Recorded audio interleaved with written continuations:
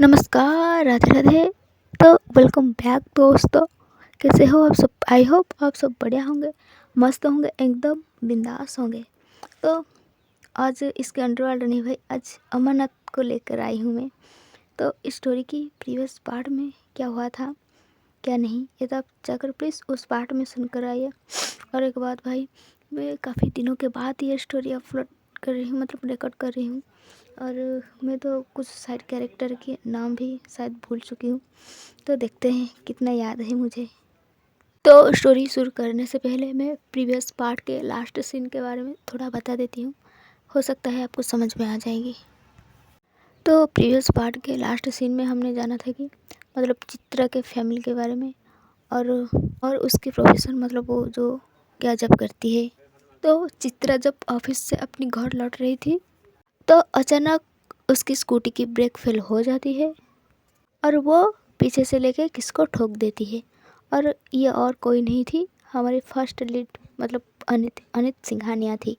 अनित जब आयन को स्कूल से लेकर अपने घर आ रही थी तो आयन ने आधी रास्ते में ही जिद कर किया था कि वो आइसक्रीम खाएगी। सो वो आयन को बिठाकर कार के अंदर वो जाती है खुद आइसक्रीम लाने के लिए। और जब आइसक्रीम लेकर अपनी कार की तरफ आ रही थी तो तभी पीछे से चित्रा ने उसे मतलब अनित को ठोक दिया था। अनित के हाथों में कुछ चॉकलेट फ्लेवर के आइसक्रीम थी, जिस वजह से वो सारे के सारे आइसक्रीम अपनी शर्ट के ऊपर गिर जाती है और वो नष्ट हो जाती है।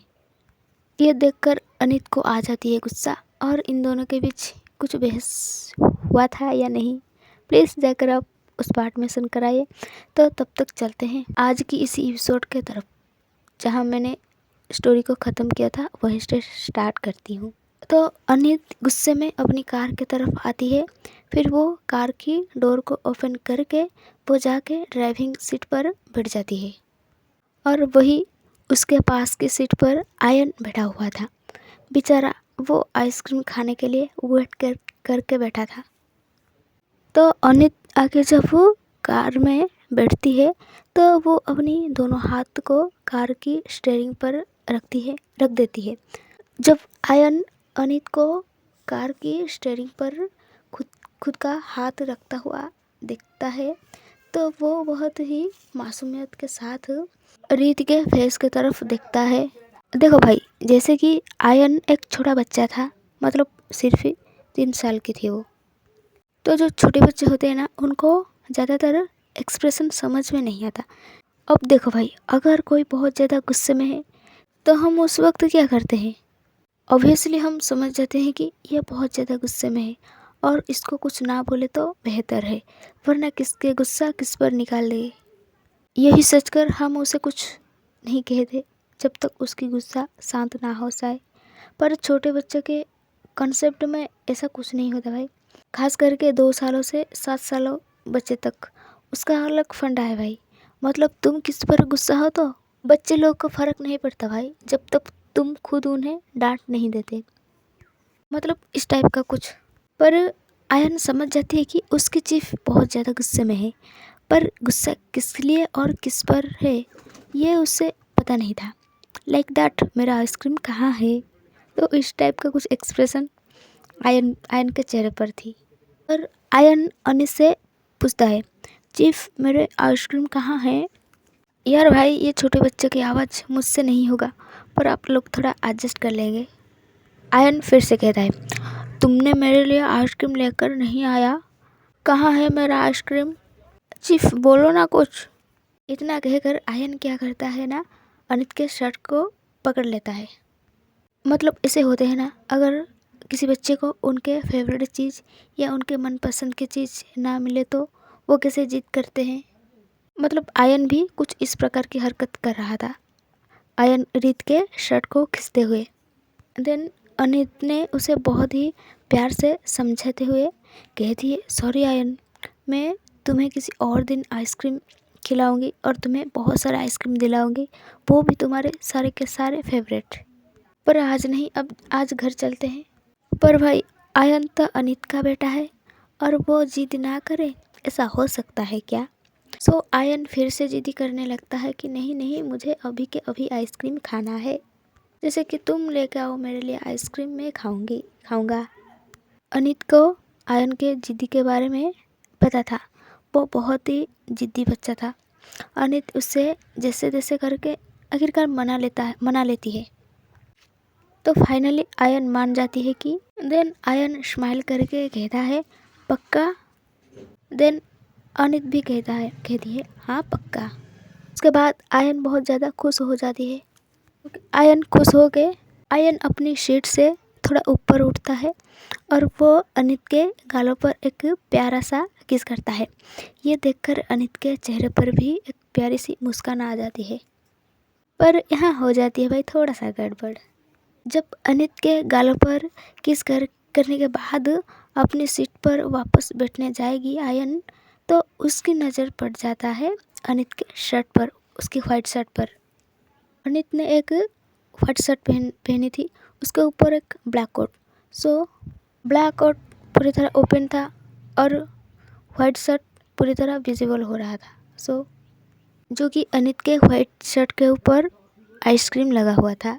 ये देखकर आयन अपनी सीट पर बैठ जाती है और वो अपनी दोनों आर्म फोल्ड करके थोड़ा नाराज़गी दिखाते हुए कहता है जाओ, मुझे नहीं करनी आपसे बात। अनित पूछता है अब मैंने क्या कर दिया, अब क्या हुआ? आयन कहता है खुद अकेले सारे के सारे आइसक्रीम खा लिया, मेरे लिए लेकर भी नहीं आई। देन अनित थोड़ा कन्फ्यूज हो के कहती है मैंने कब आइसक्रीम खाई? आयन कहता है झूठ मत बोलो। अनित बोलती है मैं सच कह रही हूँ आयन। देन उसके बाद आयन अनित के उस वाइट शर्ट के तरफ देखकर वहाँ उंगली पॉइंट करके कहता है फिर ये क्या, आपके शर्ट के ऊपर ये आइसक्रीम कहाँ से आई? अपने खुद अकेले आइसक्रीम खा लिया।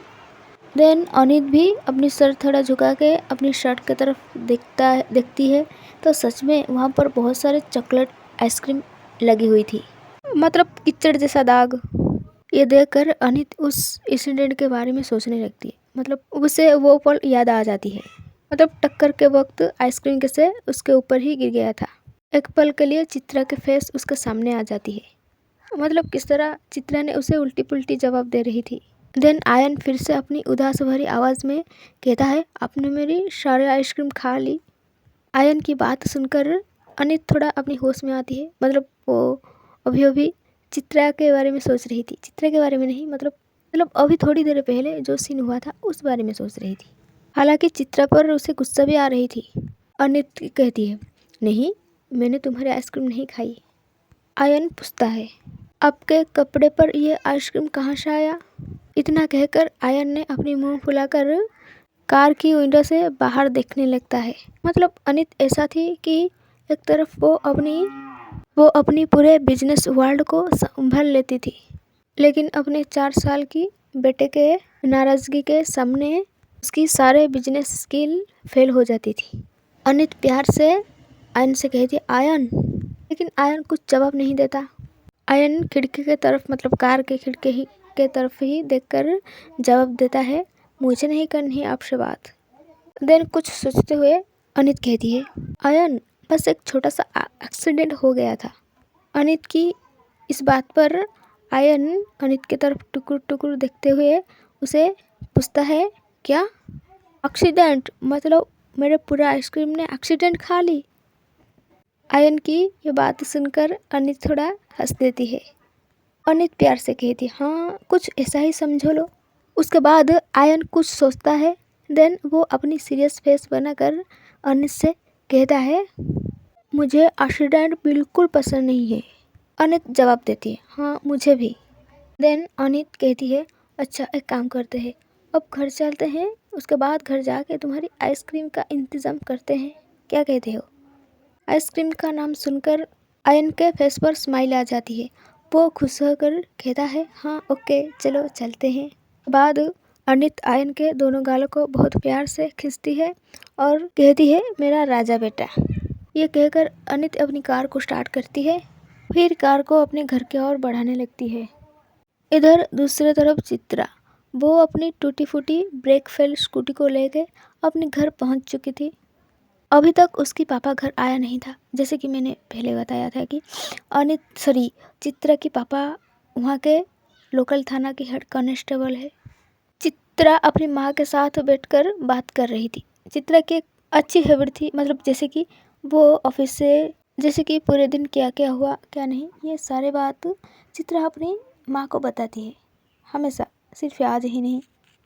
चित्रा अपनी माँ से ऑफिस के बात करती है, मतलब उसके ऑफिस में जैसे कि वो लेट पहुँची, फिर उसकी बॉस का डांट सुनना, मतलब एवरीथिंग जो कुछ भी हुआ। लेकिन चित्रा अपनी माँ से ये बात नहीं बताती है कि वो घर आते समय उसने क्या कांड कर दिया, मतलब वो इंसिडेंट के बारे में कुछ भी नहीं कहती। ये दोनों माँ बेटी ऐसे ही हंसकर कुछ बात वगैरह कर रहे थे। तभी ऐसे ही कुछ देर बाद तभी चित्रा के पापा भी घर पर आ जाते हैं। चित्रा के पापा इन दोनों माँ बेटे को इस तरह से हंसता हुआ देखकर पूछते हैं, क्या हुआ? दोनों माँ बेटे बड़ी ही मुस्कुराई जा रहे हो, कुछ हुआ है क्या? यहाँ चित्रा अपनी पापा को भी बताती है, मतलब जो जो बात अपनी माँ से कही वही सारे अपने पापा से भी कहती है। चित्रा की बात सुनकर उसकी पापा भी हंसने लगता है। इधर चित्रा की पापा हंसते हुए चित्रा से कहते हैं कि बेटा तू खामोखा अपनी मैनेजर की ब्लड प्रेशर बढ़ा रहा है। देन चित्रा भी स्माइल करके कहती है, क्या करूँ पापा, मैं थोड़ी ना जानबूझकर कर रही हूँ, हो जाती है बस। इधर चित्रा की माँ इन दोनों बाप बेटी से कहती है, तुम दोनों जाओ फ्रेश हो लो, मैं तुम्हारे लिए चाय बना कर लाती हूँ। चित्रा हाँ में जवाब देती है। उसके बाद वो यहाँ से अपने रूम की ओर चली जाती है और उसके पापा वो भी अपने रूम पे चले जाते हैं। इधर चित्रा की माँ जाती है किचन में चाय बनाने के लिए। तो ऐसे ही इस तरह से ये पूरे दिन ख़त्म हो जाती है। अब रात का टाइम था।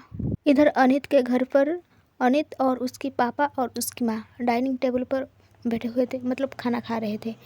आयन भी अनित के बगल पे ही बैठा हुआ था। अनित उसे प्यार से खाना खिला रही थी। आयन खाना खाते खाते अनित की माँ से, मतलब अपनी दादी से कहता है, पता है दादी आज क्या हुआ? अनित की माँ मुस्कुराकर पूछते हैं, हाँ बता क्या हुआ? आज चीफ और मैं जब स्कूल से घर आ रहे थे तभी चीफ के साथ ना एक्सीडेंट हो गया और उस एक्सीडेंट ने मेरे पूरे के पूरे चॉकलेट आइसक्रीम खा लिया। उनकी ये बात सुनकर अनित के पापा और माँ ये दोनों ही अनित की तरफ देखते हैं, मतलब जैसे कि शौक भरी नज़रों से। फिर अनित के पापा आयन की तरफ देखकर उसे पूछता है, एक्सीडेंट क्या कह रहे हो बेटा? आयन अपनी हाँ में सर हिलाकर कहता है, हाँ दादाजी एक्सीडेंट। उसके बाद अनित के पापा अनित से पूछते हैं, अनित आयन क्या बोल रहा है, एक्सीडेंट? तुम दोनों ठीक तो हो ना? और कैसे हुआ ये एक्सीडेंट? देन अनित पहले आयन की तरफ देखती है। जब अनित आयन की तरफ देखती है तो अनित के पापा अनित से कहते हैं, मैं पूछ रहा हूँ अनित कैसे हुआ ये एक्सीडेंट, और कहीं ज़्यादा लगी तो नहीं ना? उसके बाद अनित अपनी सर नाव में हिलाकर अपनी पापा की तरफ देखकर जवाब देती है, नहीं पापा, एक्सीडेंट इतना भी बड़ा नहीं था और ना ही मुझे कुछ हुआ है, वो तो बस एक। इतना कहकर अनित अचानक चुप हो जाती है एंड सडनली फिर से उसके आंखों के सामने चित्रा की वो चेहरा आ जाती है। देन अनित को ऐसे चुप रहता हुआ देखकर उसकी पापा पूछते हैं, क्या हुआ अनित? वो तो बस, इससे आगे बोल। अनित की माँ आयन ये दोनों भी अनित की तरफ देख रहे थे। तभी अनित थोड़ा अपनी ख्याल से बाहर आती है, वो बस एक छोटा सा एक्सीडेंट था पापा, आप फिक्र मत करो, मैं बिल्कुल ठीक हूँ। ये कहकर अनित आयन को खाना खिलाने लगती है। जब आयन की पेट भर जाता है तो वो मना करता है कि मुझे और नहीं खानी है, मेरा पेट भर चुका है। अनित कहता है, ये लास्ट बाइट है, इसे खा लो। आयन मना करता है। देन आयन क्या करता है, उस बाइट को अपने हाथों में लेके वो अनित को खिला देता है। अब खाओ, इतना कहकर वो अनित के बगल से उठकर वो अपनी रूम की तरफ भाग जाता है। अनित पीछे से उसे आवाज़ लगाती है, आयन। आयन खिलखिलाते हुए हंसकर अपनी रूम की तरफ चला जाता है। इधर आयन की ऐसी हरकत पर अनित के पापा और उसकी माँ दोनों थोड़ा मुस्कुरा देते हैं। इधर अनित अपना खाना खाने लगती है। इधर अनित के पापा कुछ सोचते हुए पहले अनित के माँ की तरफ देखते हैं। अनित के माँ जैसे कि इशारों में ही वो कुछ कह रही होते। फिर अनित की पापा अनित की तरफ देखते हैं, जो कि अनित अपनी चुपचाप खाना खा रही होती। अनित की पापा कहते हैं, अनित अनित अपनी खाने को बाइट को मुंह में डालकर उसे चबाते हुए कहती है, जी पापा। देन अनित के पापा कुछ पल चुप रहते हैं, फिर वो बोलते हैं, एक बात कहनी थी। देन अनित उसके पापा की तरफ देखकर कहती है, जी पापा कहिए। अनित के पापा फिर से अपनी धर्म पत्नी यानी कि अनित के माँ की तरफ देखते हैं, जैसे कि अनित की माँ ये कह रही है कि हाँ बताइए। देन अनित के पापा एक गहरी सांस छोड़ते हुए कहते हैं, हम चाहते हैं कि तुम दोबारा शादी के बारे में सोचो। देन अनित जैसे ही ये बात सुनती है, उसकी हाथ अचानक रुक जाती है, क्योंकि वो खाना खा रही थी ना। अनित के पापा और माँ दोनों ही अनित की तरफ देख रहे थे, मतलब उसका एक्सप्रेशन नोट कर रहे थे, वो क्या जवाब देने वाली है। डाइनिंग टेबल पर एक पल के लिए पूरे खामोशी छा जाती है। अनित धीरे धीरे अपनी खाने के प्लेट से नज़र उठाकर अनित के पापा और माँ दोनों के तरफ देखने लगती है। अनित कहती है, मम्मा पापा प्लीज़। अनित के पापा कहते हैं, मेरी बात सुन लो बेटा। अनित कहता है, मैंने इस बारे में अब दोनों को पहले ही कह दिया है, मुझे नहीं सोचना है इस बारे में। देन अनित की माँ कहती है, हमें पता है बेटा। अपनी माँ की बात सुनकर अनित थोड़ा चुप हो जाती है। देन अनित के पापा अनित की तरफ देखकर धीरे से कहते हैं, हम काया को तुम्हारी ज़िंदगी से मिटाना नहीं चाहते हैं बेटा। इधर अनित जब अपने पापा के मुंह से काया की इस नाम को सुनती है, तो अपनी आंखों में दर्द उभर आती है, जैसे कि बहुत तकलीफ हुआ है उसे।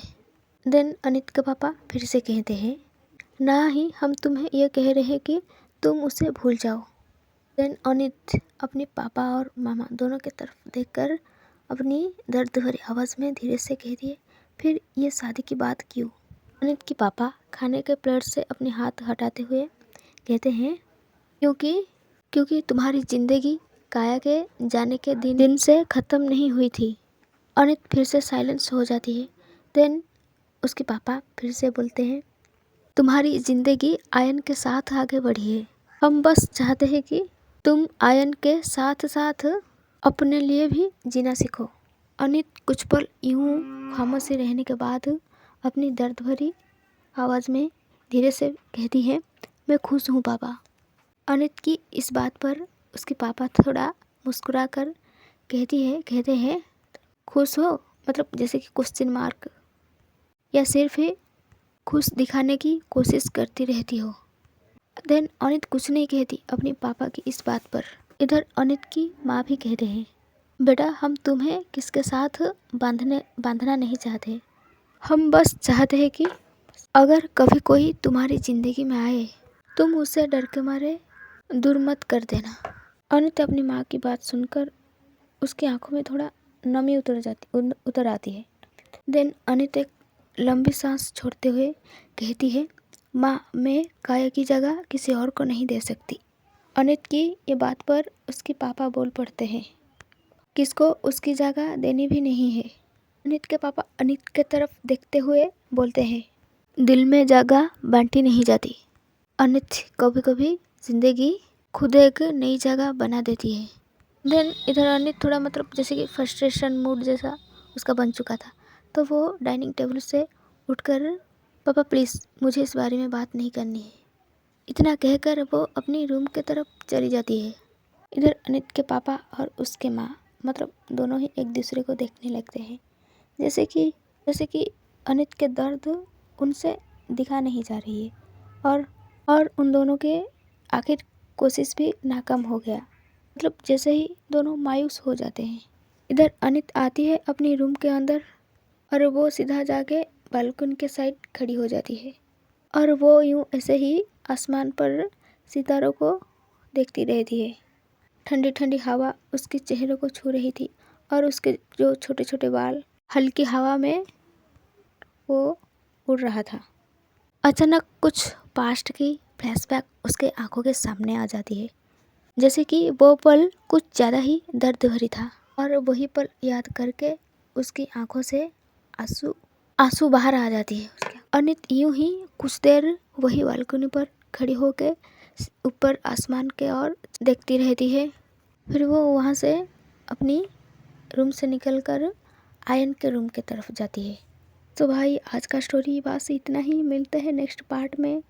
तो देखते हैं नेक्स्ट पार्ट में क्या होने वाली है।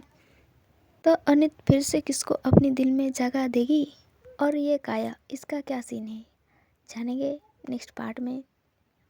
अगर स्टोरी अच्छा लगा तो भाई सब्सक्राइब करके जाओ यार। मुझे ना सब्सक्राइब से मोटिवेट मिलती है, क्या जाती है भाई एक सब्सक्राइब करने में। मुझे ना ऐसे लग रहा है कि मैं डेली स्टोरी अपलोड नहीं कर रही हूँ, शायद इसलिए मेरी सब्सक्राइबर नहीं बढ़ रही है। लेकिन कोई ना भाई, अब थोड़ा बिजी डे चल रहा है भाई, तो मैं कोशिश करूँगी जल्दी ही जल्दी डेली स्टोरी अपलोड होगी। को बस वही लाल बटन, सब्सक्राइब वाला बटन को दबा के रखना है भाई। चलो चलती हूँ, बाय बाय, टाटा, मिलते हैं अगली नेक्स्ट पार्ट में।